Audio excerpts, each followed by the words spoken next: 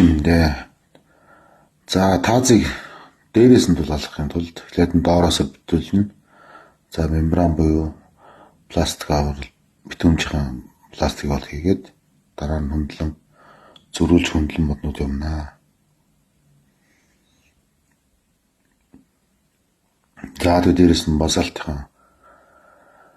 хөнгө дээрээс нь сайхан шахаад тусар зайгүй яваад за энийхээ дээрээс бол хавтаа явнаа.